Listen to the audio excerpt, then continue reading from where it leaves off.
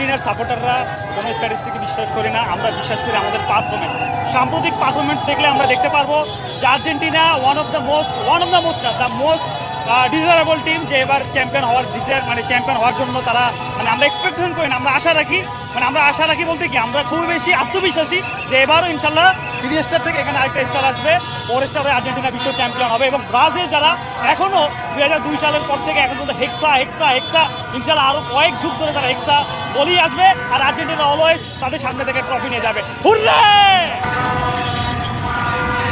এবার মেসির শেষ বিশ্বকাপ, তাই আমরা চাই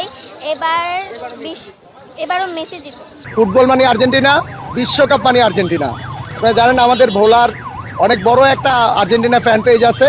আমরা বিগত বছরও অনেক বড় আকারের একটা প্রোগ্রাম করছি, তারই এটা আজকে আমাদের 2026-এর বিশ্বকাপ এর উপস্থিতি হিসাবে আজকে আমাদের বড় একটা প্রোগ্রাম ছিল এবং আমরা এখানে অনেক বড় একটা শোডাউন করছি। ইতিমধ্যে আমরা শুনতে পারতেছি, গুঞ্জন শোনা যাচ্ছে যে কালকে ব্রাজিলদের যে ফ্যান পেজ আছে এদের একটা প্রোগ্রাম আছে।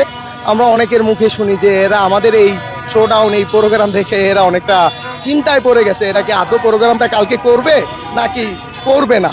যদি আমাদের থেকে কম হয় তখন তো তারা লজ্জায় পড়ে যাবে, এই জন্য তারা চিন্তা ভাবনা করতেছে তারা কি প্রোগ্রামটা করবে নাকি করবে না।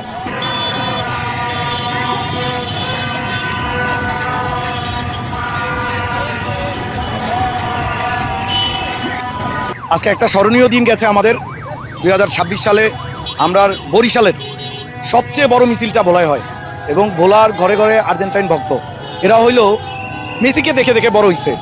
সিনিয়র অনেক আছে আমাদের, অনেক বড় বড় যারা ব্রাজিলিয়ান ভক্ত, তারা কিন্তু অনেক সিনিয়র, তারা সেই পেলের কথা তারা সেই পেলের কথাই মনে রাখছে। কিন্তু আমাদের ম্যারাডোনা, আমাদের মেসি এবং এই ভক্তকুল ঘরে ঘরে আজকে 5 থেকে 6 হাজার ছেলেমেয়ের যে বিশাল মিছিল হয়েছে, এটা অবিশ্বাস্য। ভোলা ইতিহাস করে ফেলছি আমরা।